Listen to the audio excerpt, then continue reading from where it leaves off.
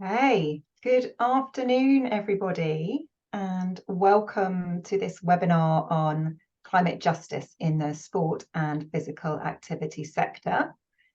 We're just going to give a few seconds for colleagues to join. We've had over 160 people register to listen in today across the UK and internationally.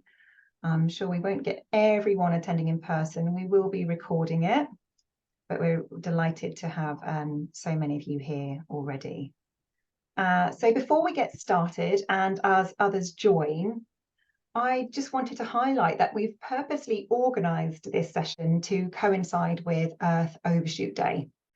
So only 7 to 8 months into the year, globally, our demand for ecological resources and services has already exceeded what Earth can regenerate and the carbon emissions it can absorb this year. And so from now on, we are in overshoot. But we're not only facing a huge environmental and climate change challenge, we also have major social inequality issues, and they're often talked about and addressed separately, yet they are interrelated in so many ways.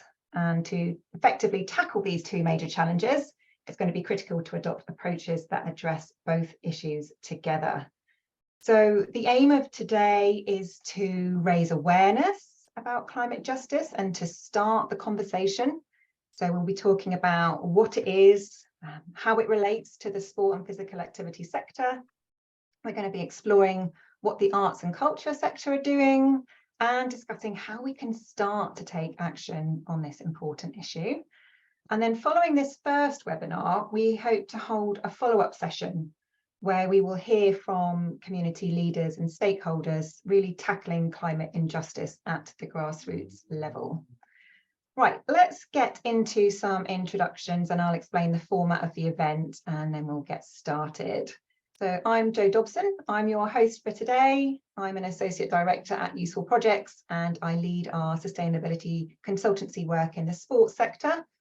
For those of you who don't know Useful Projects, we are a sustainability consultancy with a mission to accelerate climate action whilst also delivering positive social outcomes. We're a social enterprise and a B Corp, and we're part of the Useful Simple Trust, where we work alongside engineers, architects, designers who are at the forefront of sustainable design and sustainable development and sustainable thinking. And Useful Projects, we develop holistic sustainability strategies for many sectors, but in the sports space, our team have got a really long history that started back in 2008, developing strategies for the London 2012 Olympics. And then sort of fast forward to today, our most recent projects include working with Sport England to develop their sustainability strategy. That work is in progress, and many of you might have been part of the consultation for that. And we are just about to start work with UK Sport and about 40 national governing bodies to develop their sustainability action plans and build their capacity for climate action. But enough about us. Today I'm joined by three fantastic panelists.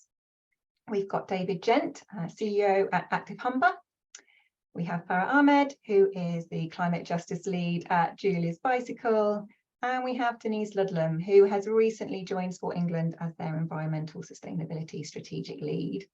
They will all introduce themselves shortly. We also have my colleague Kate Boylan behind the scenes, orchestrating the webinar and putting things in the chat. So thanks to her. So the format of this session is going to be an introductory presentation by David to set the scene. And that's the only slide deck you'll see today. Denise and Farah will then give their opening statements and I'll pose some questions to the panel before we then open up to some questions from the audience. So please use the Q&A function at the bottom here to ask your questions. Kate will be using the chat feature to add some useful links for you and to give you some prompts. But yeah, for you in the audience, please put all of your questions in the Q&A section. And then you can also like and upvote questions to be answered. So if there's some really popular questions, we'll make sure that they are posed to the panel. Right, let's get started. So David, we're going to start with you, a little introduction to yourself, and then we'll share your slide deck to help frame the conversation today. Well, thank you very much, Joe, and hello, everyone. My name's David Gent. I'm the CEO of Active Humber, which is the active partnership for the Humber. Climate change, real big issue in the Humber, because we produce 37% of all of the UK's industrial carbon emissions. So we really need to find our place in sport and physical activity in that wider debate. And we're also the second most physically inactive place in England, and that is very much driven by inequalities that we face as a community. So let me start with my presentation this morning, and the first slide in just a moment here about climate justice for all. If we could go to the next slide. And the definition of climate justice that I'm using for today is that it encompasses social justice, racial justice, economic justice, environmental justice. You could say it is as broad and as wide as that. And if we could go to the next slide as well, please. But I think it's quite easy and quite lazy just to simply go back to the issue of, let's see if the slide just goes through there. Is it going through? It's taking a bit of time, I think. Anyway, sorry, just loading. It's busy thinking, sorry. Okay. Well, as we're waiting for it to come up to get to the next slide, I think it's very easy to think about inequalities as just being those people who today in their lives are facing a climate crisis, whether it be in South Asia, Sub-Saharan Africa, or indeed in Oceania. But it's also here in the UK, as you can see that slide. That place there is not that far away from where I live, and it is once again one of the communities that's facing the greatest inequalities that are facing up to climate change here and now. And yet one of the solutions to avoiding that flooding into the future is perhaps one that we can do in sport and physical activity. We'll perhaps pick that up when we get into the chat. If we go to the next slide, but there is a time issue here. We have got to make these changes by 2030. And for people like me who've been in the sector for some while, I'd argue it's taken us 30, 35 years to make the progress that we have done in sports equality. But we just haven't got that time, and we need to speed up much more quickly. And this will take us on to the next slide now. So here's United Women for Sport England. I'm also taking this as to also represent all of the 5 sports councils across the United Kingdom, who've all very clearly got plans about inequalities, and for all of us in the sports sector are absolutely challenging us to make significant progress in this difference. If we could go to the next slide. But part of the problem has been is this absolutely taking loads and loads of time. And by going on to the next slide, what is absolutely amazing is that when you read around the subject about climate injustice, it is largely silent about sport and physical activity. That's not the case when you get to things like the arts and culture. And what this slide is from America, and hence for the use of the terminology, the bit that's in the white is really some of the factors that bring into that you would find inequalities and the people most at risk. And we're doing lots of work in sport and physical activity in each of those 6 areas. What the blue bit at the bottom is the 4 big climate change hazards, and we've had all of those at a significant level in 2022 here in the UK, but that takes the risk of inequalities up by at least a factor of 10.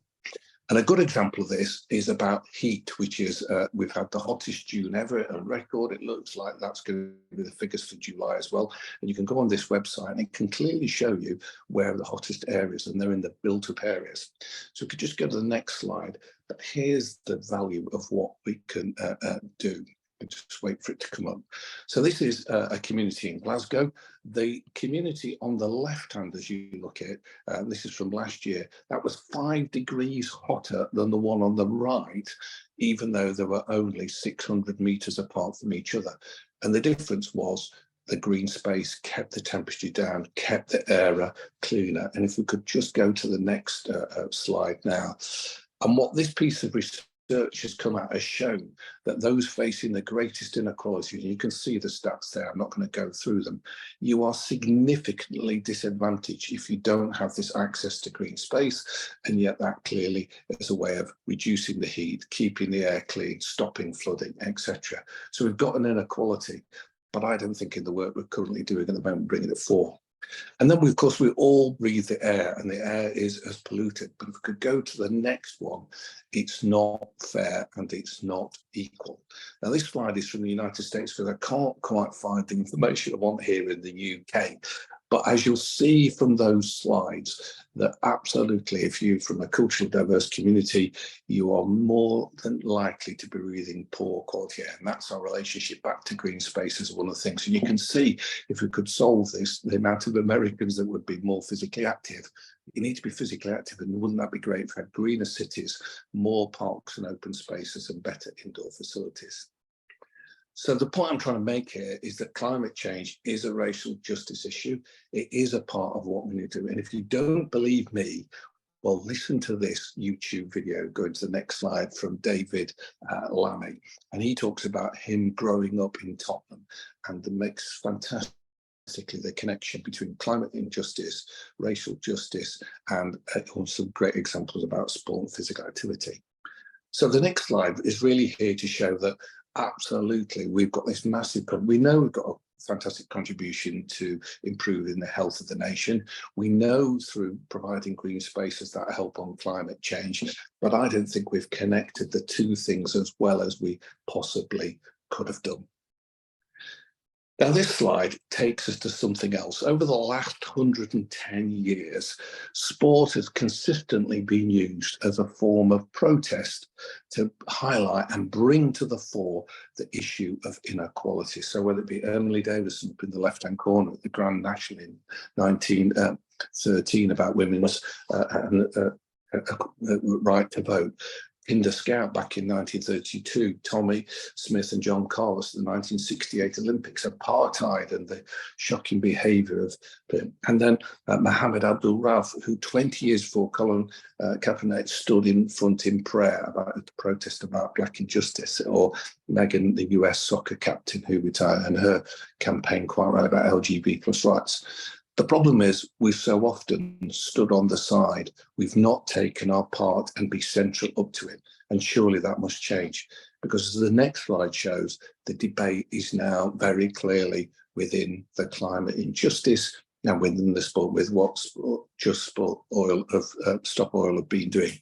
And I think our big challenge, if we're really going to face up to climate injustice, is we've got to play a proper and inclusive part in the protest movement, even though we might not feel that's an area where we should be comfortable in.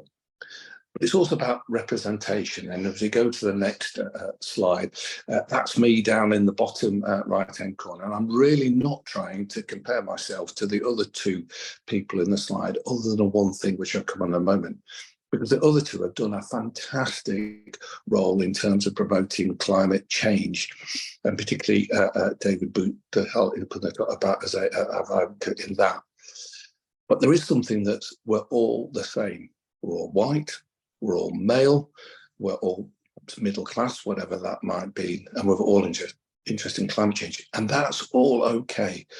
But it has to be more than those voices, because as we all know, that's what's held back inequality in sport.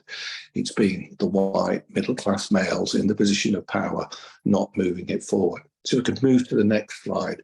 I think we have a massive opportunity in sport to move forward sports equality by bringing in many of the voices, but bringing those wider voices from the world of climate change in and talking together and really genuinely moving this forward, and it not just being the way that we've always traditionally done.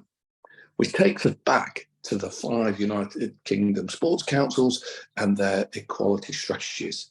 Each of us, we could just go to the next slide, are having to, if you're funded by one of those organisations or in partnership, you need to produce some form of equality action plan over the next 12 months. I think what's missing is, to my evidence and where I've looked around at the moment, no one's picking up the climate injustice issue. That has got to change. And it is unbelievably depressing at times, the climate change. But I believe that if we can use the best of sport and physical activity, our enthusiasm, that excitement, that's why we all got involved. And we can bring that and tell the narratives around climate injustice and climate change and sport all as one together and bring that enthusiasm. And the reason I put this little slide up for this guy here, he's doing it through physical activity on a skateboard. What a marvellous way we could perhaps change behaviours of putting the positive and bringing the enthusiasm, but making sure that it's many diverse and wide voices. So just a couple more slides from me. What might be the contribution of you as an individual and organisation to climate justice and sport physical activity? And as Joe said, today's the start, it's not the end. And hopefully as this series of webinars develops, we're going to get lots of different voices and different viewpoints making the case. So in summary, in this very quick run through, I think we've got to do a lot more to understand the agenda of just what climate injustice justice means. There's lots of ways we can connect ourselves to that wider movement and what we're already doing, but we need to make it more explicit. We are going to have to find our place in the protest and not be scared. It's going to be difficult, but the climate demands that we make the case. And it has to be all voices are heard, not just people like me, but genuinely lots of other people's voices. And it not just be about biodiversity, but also the inequality face. But do that with enthusiasm and excitement. Let's work with the arts, culture and heritage sector and really celebrate what we can do together. So the final slide, thank you for listening. And I really do hope in those short few minutes, something has inspired you to act. Thank you. Thank you, David. Some amazing content there to frame the conversation today, to inspire us, to remember that we do need to keep positive. And I absolutely loved that slide of the young chap on the skateboard there. That was brilliant. Thank you. Right, what we're going to do now is move over to Denise. So Denise, if I can ask you to give a little bit of an overview of you and your role at Sport England and a little bit about your background and also any sort of initial views on climate justice from your perspective. Thanks, Joe, and thanks, David. That was a great introduction and delighted to be here with everybody today. And it's so lovely to see not to see you, but to know that so many of you are out there and are interested in this issue. So I'm Denise Ludlam. I've been at Sport England for a couple of months now, and I have come from a very similar role at Derbyshire County Council. So my role is to improve the environmental sustainability performance within Sport England itself, and to explore how we can support the sector to become more sustainable. And I'm not going to go into what that's going to cover, but climate justice is an integral part of that. So I'm sure that you're aware that Sport England is the arm's length government body that's responsible for growing and developing grassroots sports and for getting more people active in England. And uniting the movement is the strategy that we are going to deliver to try and do that. And within that, environmental sustainability is a key part. And it's been recognised over the last few years that without becoming sustainable, sport is going and activity is not really going to blossom. However, what we very often do is to tackle sport and activity separately from other economic and social and environmental issues. They're often all treated in silos. And I think one of the things that we need to do is recognise and realise that by considering them as a whole, we can tackle sport and activity and improve people's relationship with that.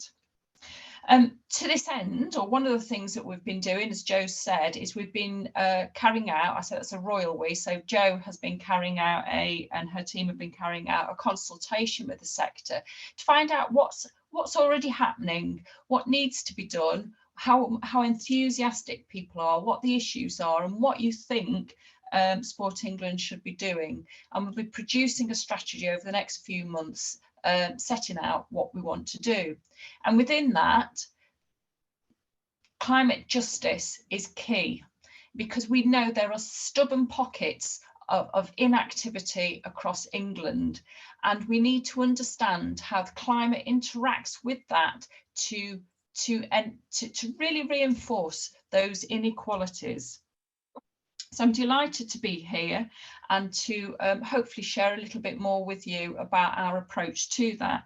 And it is particularly pertinent that it's on Earth Overshoot Day. So thanks for that introduction, Joe.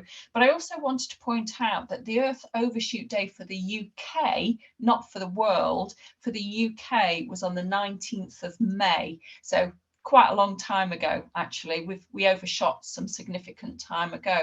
So there's lots to be done, lots to get our teeth in, and it's important that we all take that journey together and that nobody is excluded. Thanks, Joe. Thank you, Denise. That was brilliant. Thanks. Right, Farah, over to you. I'd love to hear a little bit about your role, a bit about Julie's bicycle, and what climate justice means to you, and how you explain it, and what you've been up to in the arts and culture sector. Great. Hi, everyone. So I'm Farah. I'm the climate justice lead at Julie's Bicycle. What we do as an organisation is we work with the arts and culture sector to mobilise action on the climate, nature and justice crisis, which is how we talk about it as an interconnected, multifaceted crisis.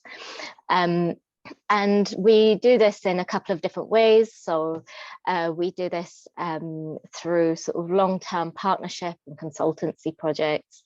We do this by working very directly with individuals on advancing their leadership. We work with Arts Council England, so everyone who gets regular funding through the Arts Council has to report their carbon data to us, and then also we provide lots of free online resources and webinars and events to support people with their climate action. And we also work with cultural policymakers, so that's on a local, national and international level. So it's really sort of working across the whole ecosystem. And I think that that's what's really pushed the sector along, is it's not happening in little pockets. It's we're trying as much as possible to make it as connected and multi-level as we can. And the work that I do as climate justice lead is really about creating resources for the sector to help everyone understand what climate justice means, and to connect it with global stories as well as local stories, and then to work out what we do about it in our organizations, in our programming, and in the way that we think about what the arts and culture mean to local communities. And so the way that I talk about climate justice is really through that same lens of inequality that David's so helpfully laid out, and also through thinking about it as a system. So where do all these inequalities come from? And there's a long history of systems that have separated us from nature, from land, and from our cultures, which all so that we can extract from the earth and profit from it. Some people can profit from it, and this is what creates those inequalities, and this is what kind of also contributes to climate change, and the reason why the UK's Earth Overshoot Day is in May, and there's some countries that don't have an Earth Overshoot Day at all. So it's really about making those systems really at the forefront of this conversation, and then the people and companies who are really to blame for that to be front and center of who we target and who we talk about. Yeah, that's me. That's what I do. Thank you, Farah, and we'll have the opportunity to ask you some follow-up questions as we get into the discussion, but that was really good to understand that what Julie's Bicycle does, how you talk about it, and the kind of work that you've been doing. So thank you for that. Right, so I'm going to ask the panelists some questions now, and if the audience can start to think about any questions that you have, please put them in the Q&A. I can see that there are a few already starting to pop in there, which is great. But David, so in your presentation, you had a slide there on urban green space, and this is a place where formal and informal sort of sport and physical activity takes place. So I wonder if you could sort of help us explore that issue around the issues and opportunities about urban green space and climate justice. Absolutely. Well, I think there's two aspects to this. Firstly, there is that lack of green space for lots of communities who are facing greater inequalities than other parts of the community. But there's also the fact that for lots of people, green spaces are places that they don't feel welcome, that they don't feel safe. And so not only is there a lack of space, but then all of the benefits that brings about climate change, but there's also this, I'm just dissuaded from using those spaces because I don't feel safe. And yet these are the places where we should be coming together, celebrating, and it's not just about playing football in park. We can be dancing, we can be playing music, and that's really the point about the connection to the arts and cultures, and where we really bring people together. But unfortunately, for so many of these places, there are no-go areas. So that sort of climate change, the lack of space, etc. I think there's a second area as well that, and I'll give an example from Hull here. We can't build any more pipes when it rains to get the water away. So what's been happening is they've been building what are called SUDs. And these are open spaces which just hold the water back for about 36 hours. And that means that people's houses are not flooded. That means that people have a lot more flowers, a lot more greenery in it. But of course, for the other 363 days of the year, that's a wonderful green space that can be used by the community in a different way than perhaps a traditional park. So I think there's those two aspects of one, just making sure that we get proper access for everybody into the green spaces and they feel safe and included in there.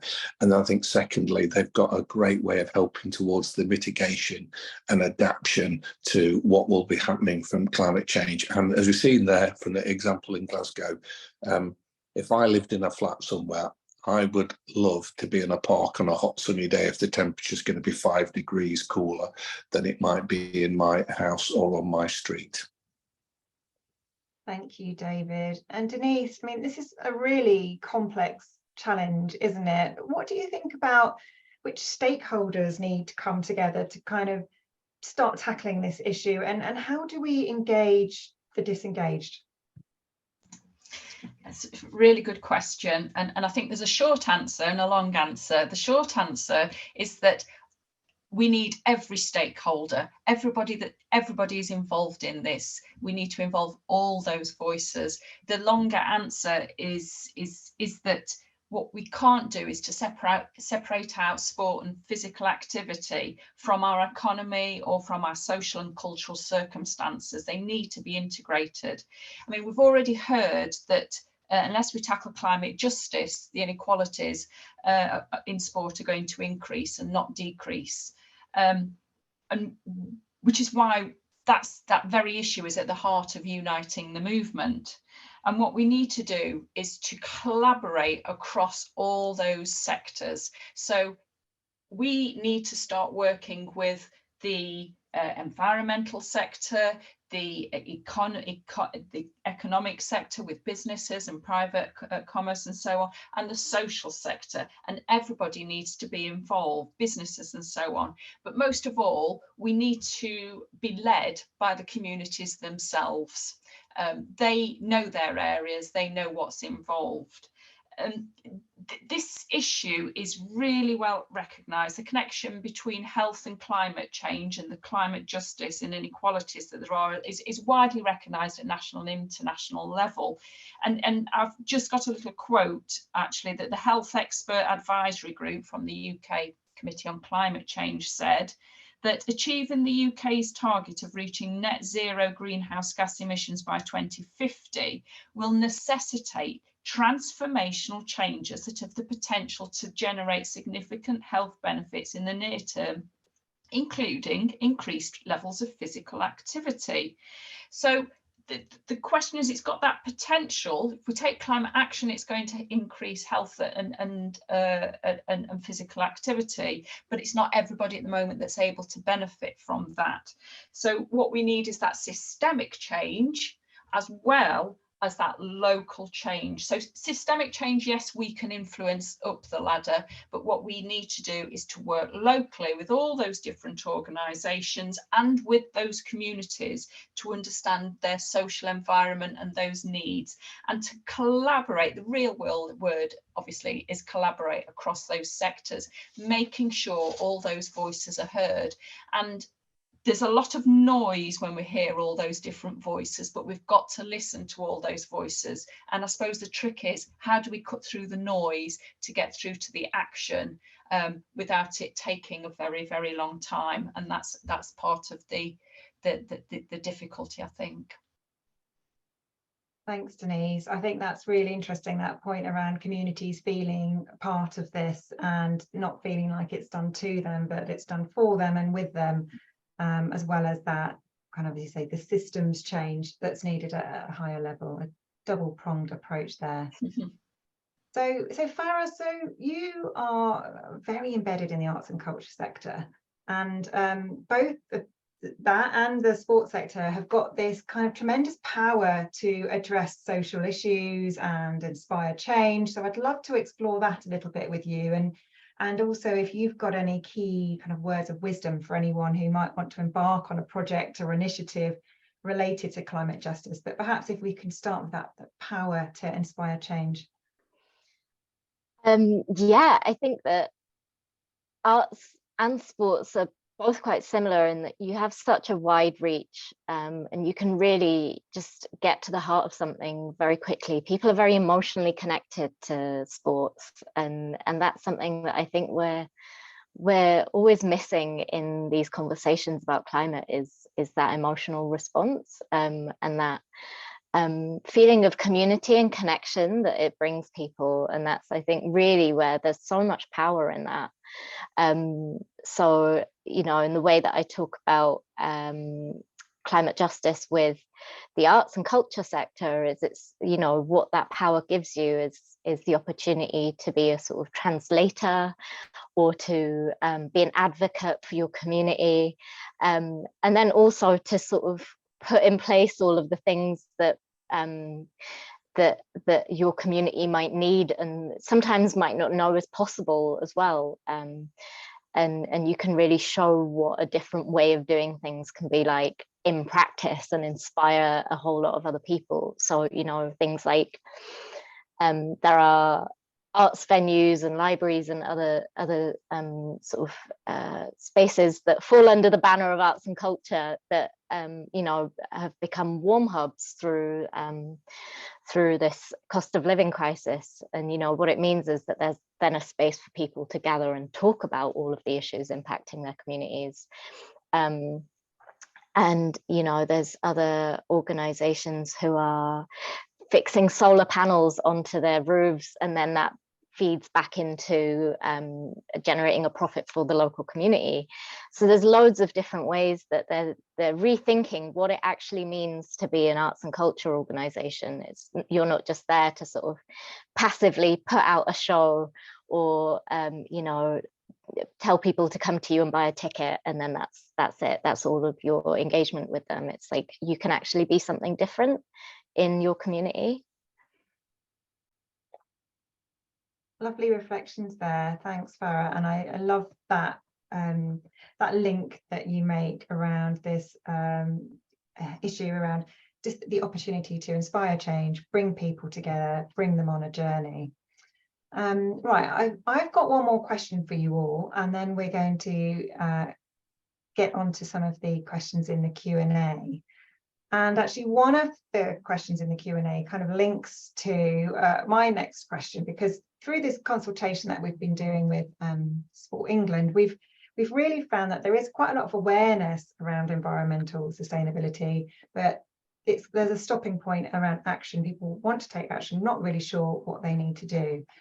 So a question around action, really. So, you know, how can the sports and physical activity sector sort of enable climate climate justice. I can't say it properly, I'm sorry, justice.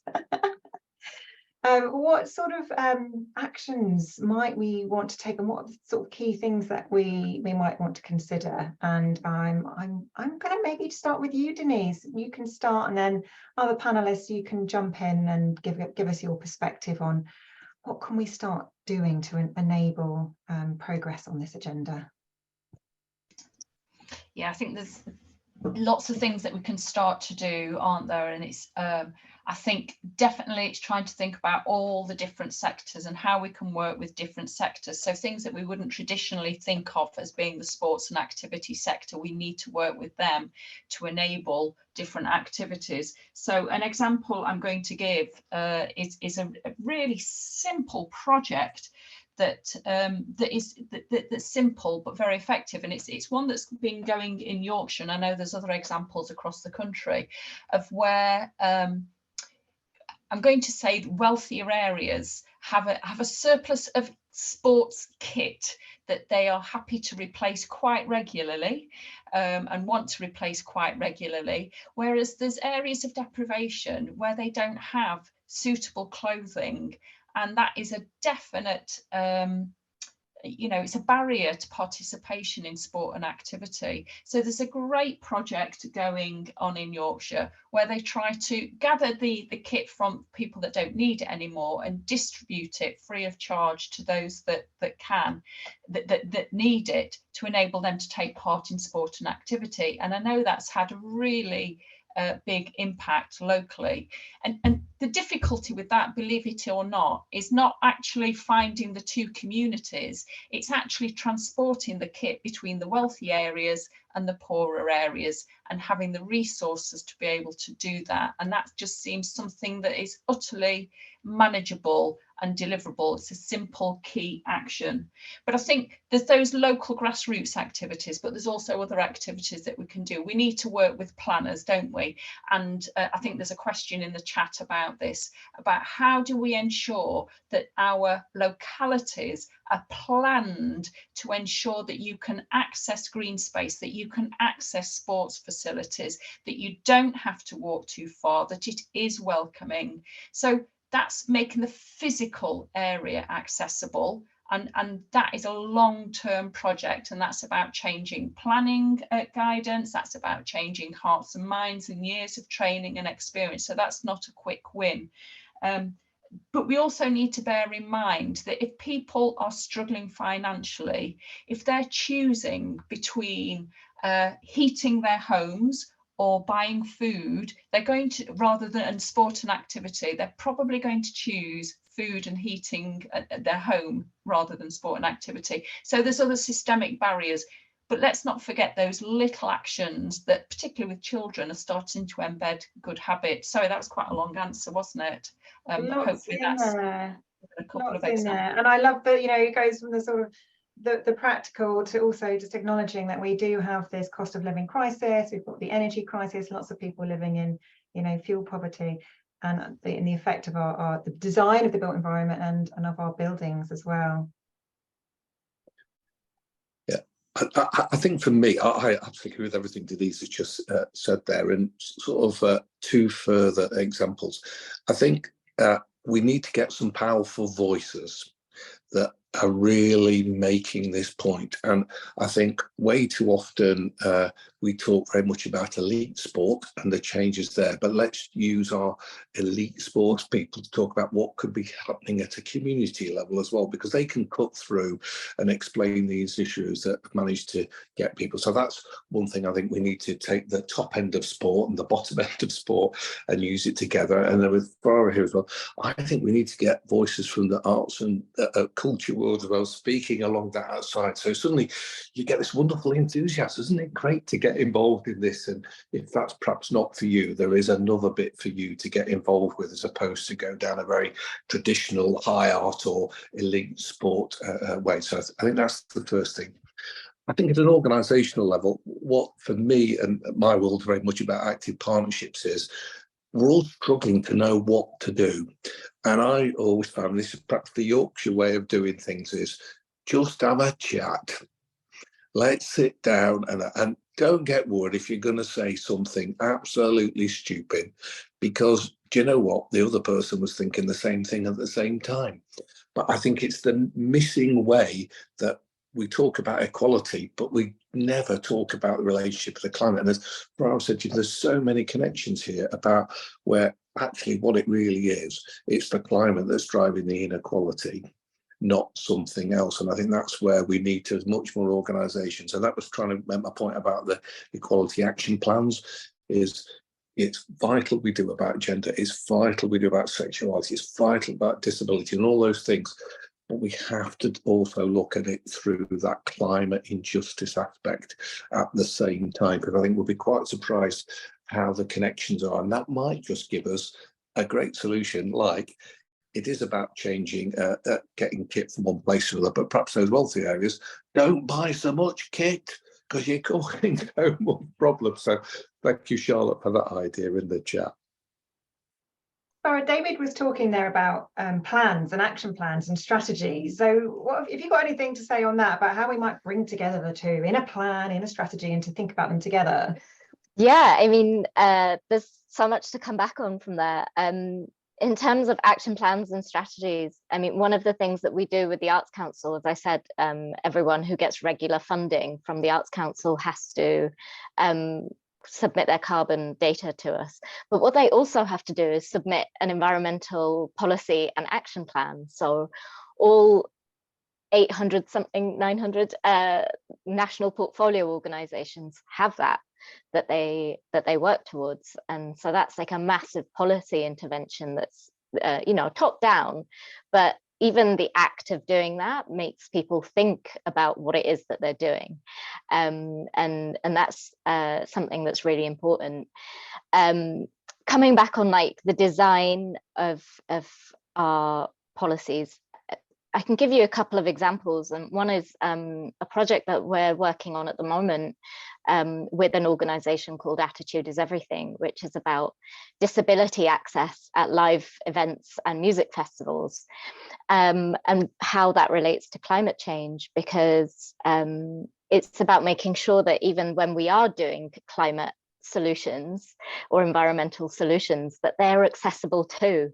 So we're not thinking about them separately. We're going, can disabled people, can somebody in a wheelchair actually wheel up to a water refill point, or is that out of the question for them as well? And sort of having those sorts of questions and have that shaped by disabled people, so that we can actually go to the producers of these festivals. We can go to other spaces and say, this is what actually needs to happen here. And then in terms of like talking to local authorities, there's examples again from the arts sector where organizations in different regions have collaborated to form networks. So there's it's called GMAS, the Greater Manchester Arts Sustainability Team. There's Sustainable Arts in Leeds, there's a Liverpool-based one, there's an Oxford-based one. And so it means that all of these organizations across regions are they're not going to the local authority as individuals to say, can we talk about these sort of transport issues or these different access issues.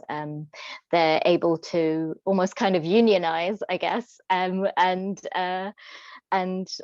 work collaboratively with the local authority with much more power than they would have as individual organizations. And it means that we're not reinventing the wheel every time. So that's, yeah. Those are some of the things that I would suggest, but also there's so much that can be shared from the arts and culture that make a lot of sense, I think, as well for sports and physical activity. And vice versa, and throughout the sector. I think that learning and sharing as we go is going to be really crucial, isn't it? Right, questions from the audience. So I can see that we've had quite a few, and some of you have been upvoting them. So if you haven't had a chance to go in and have a look at the questions yet and give a thumbs up for the one that you really would like to be answered, then please go in and do that. The question that's got the most sort of votes at the moment is this. So how do we keep people engaged And how do we gain momentum when the heads of government are making such controversial decisions? So I wonder if any of our panelists would like to take that one. Put your hand up for me and go for it. How do we keep people engaged? Go for it, Farah. Happy to. You have to constantly bring it back to what's happening locally and connect that with what's happening environmentally. I think it's really easy for people to feel very hopeless, or to feel very like bogged down with like government decisions, especially if they're decisions that you don't actually understand, or they're made sort of almost purposefully opaque and purposefully difficult to navigate. Because what we're hearing from governments isn't always the truth. We know this. So I think actually showing people, using the evidence of their own eyes, of their own neighborhoods, of their own communities, what's happening, and then showing them alternatives as well, is how you inspire people and how you keep them engaged in this. Yeah, that's my hot take. Farah, anything else to add, Denise and David? Well, I agree. I think if you go two big issues, it blows your mind. Whereas if you take like for us, if we do this local action, so given the sporting context, I'm a member of a canoe club. We are obviously on a river. We do a river cleanup every 3 months. It's a great session out, doing lots of things. People go and talk to each other, and we make sure that we get the news story in the Murfield Report out. That helps us get more members. That helps us get to see that we're keeping the river clean up. It's really nice when the people who walk their dogs and walk alongside the river are complimentary about what's been done. And suddenly the place, oh, this is a lot better, isn't it? So I think, you've got to start somewhere. So let's start in our local patch. Let's make that inclusive and feel people are local and connect to others who are doing it. Because just across the way from us is the local football club, and they're involved in it now. And of course, they're a lot bigger than us, so they can do lots more. So I think it is local action and doing it frequent and often, and then that.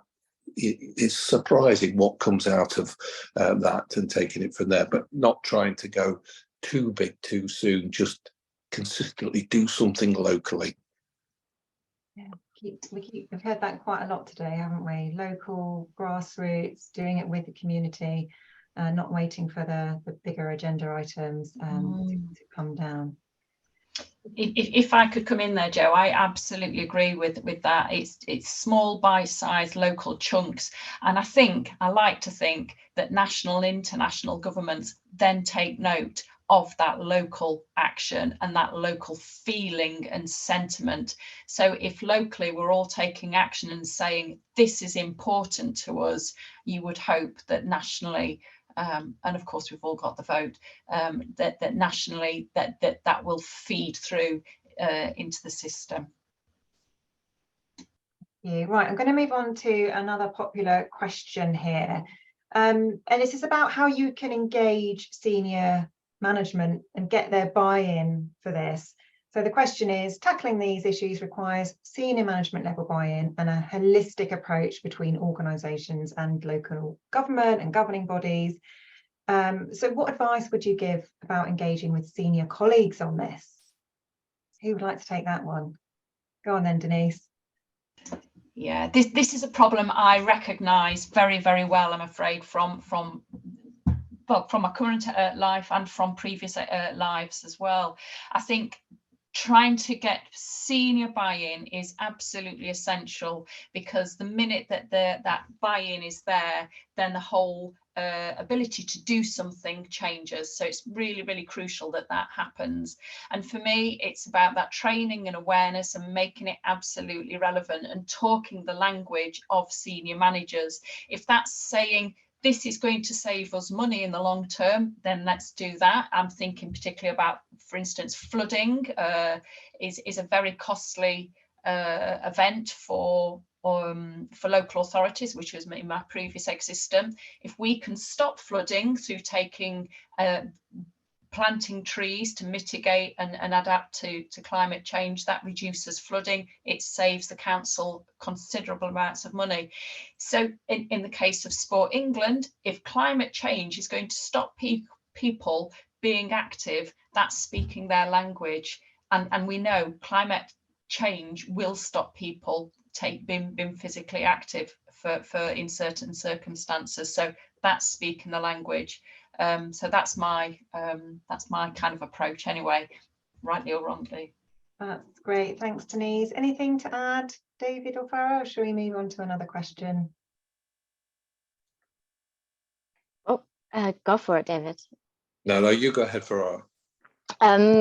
Yeah, I think we find this a lot in arts and culture as well. And one of the things that we're doing is actually through our Arts Counselling program is creating some programs specifically for senior management and for board members to understand how to engage with climate in their roles, because I think sometimes people are hesitant or feel like they don't understand it. And one of the things I encourage arts and culture organisations to do is to involve climate justice activists on their boards themselves. But one of the other ways that we also talk about it, especially when we're talking to senior management, is around the bottom line, is around reputation, and is around those sort of, again, those business risks. And it always comes down to money in the end. So I do talk a lot about how people get sponsorship and where that money comes from, which I think is going to be probably something that's similarly tricky in sports and physical activity sector, is around like fossil fuel sponsorship. And there's such great campaigns happening in arts and culture that are sort of making it actually very damaging for you to take that money now. You can't do it without knowing that you're going to have people protesting you and not working at your festival, or not working with you, not engaging with your programs if you keep taking that money. Thank you. David, I might go on to the next question now, actually, because I'm keen. We've got quite a few questions here, and I think it'd be great to give you the opportunity to answer them. So you, David, you might want to take this next one, because I know you're involved in the Sport and Environment Climate Coalition as well. And this is about how can sporting organisations empower and support sports people, and particularly people that might be seen as heroes by the general public, to speak out on these issues? But then I'll also add my sort of follow-on question is there also a role for local leaders and local heroes and coaches and leaders, community leaders as well? So any thoughts on that? Absolutely. I think firstly, we've got to work very hard, and I made this point in the presentation, of that those voices are disparate, those voices are wide, etc. So taking a little bit of time to work out how those best voices are. So they're not just being blunt people like me, that there are lots of wide and different voices. I do actually think it's about that national to local, and I think that's what the Sport and Environment Coalition, the sports councils, and some key bodies, we're also struggling with this, because it is so complex and it's so wide. So I think it's picking some simple messages at the local level. What matters in our local community? Why is this important? As Denise has said, there is clearly, and we've seen this with the low emission zone in London, more bouncing out there, there's some massive policy issues that we as the sports sector are going to have to decide which side we want to go on or not. But then I also think it is this. We've got some fantastic athletes here, Paralympians, Olympians, people who've been to the Commonwealth, etc., who know what it is to be at community sport, know what it is to be international level. And I just don't think we're using them well enough to tell the story. And I think we've got Etienne on from canoeing here today, and he's unbelievably passionate about this subject, but there's lots of other Etiennes who will help tell that story and just manage to engage people in. And then I think the final thing is, and this goes back to the previous question, when myself and other colleagues sat down with Julie's bicycle at the beginning of this process, the bit that hit home to me was, it's great doing all the little projects, but spend the time nationally on convincing the leaders. because when the leaders change, the whole system changed. So I think the big thing for me is this is the sports councils, the governing bodies, active part, all of the sector. How are we going to change the system leadership? And that's another webinar all by itself. But I think we've got some. I genuinely believe Tim Hollingsworth, the Chief Executive of Sport England, gets this. I know they do at the SRA. I know they do in DCMS. So it's going in the right way, but we need to redouble our efforts, I think. And it is, we've got only a short time to do it. And let's use our colleagues in other sectors, because in my experience, no one's just an arts person, no one's just a sports person. We all are a combination of those things. So let's use that as a strength amongst our leaders. Great, thank you, David. And anything else to add, Denise or Farah, or shall we can go on to probably one final question? Is that okay? Just that in our experience of working with, trying to get more artists or musicians and things to be advocates for climate, it's really important that they feel supported through a whole movement, so that they can speak out, and that, so it's important to connect them up, make sure their managers and their agents and whatever are on board as well. And so it doesn't feel like you have one person who's got a public profile who's really like out there being thrown to the wolves, because that can be like also quite damaging. So yeah, people need to feel like they understand the issue, and that they're backed. Absolutely. I've just been having a scan of the Q&A and the chat. It's been brilliant to see the audience engage so much with this agenda, and there's a really good combination of kind of comments and suggestions and questions as well. So thank you everyone for being so engaged.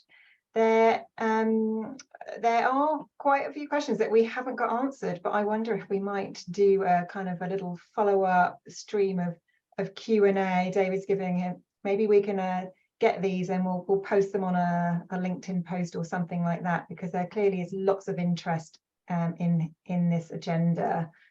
We are hoping to plan a follow-up session where we'll hear from, at the grassroots level, who's really doing some interesting projects on this in the sports and physical activity sector. So if you've got ideas for who would be great panelists for that, please either pop them in the chat, or you can email Kate. I'll ask Kate to put her email address in the chat there as well. So we have recorded this session today. So if you think it would be useful to share it with your colleagues, with your leaders, please do so. We will find a way to upload it onto YouTube so it can be widely accessible. And I look forward to the continued conversations. As I said in the beginning, this really is just about awareness raising, starting the conversation, and yeah, we look forward to seeing where it goes from here. So thank you, panelists. Thank you, the audience. It's been great to have you all here. Have a great rest of your day, and we will all see you soon. Thanks, everyone.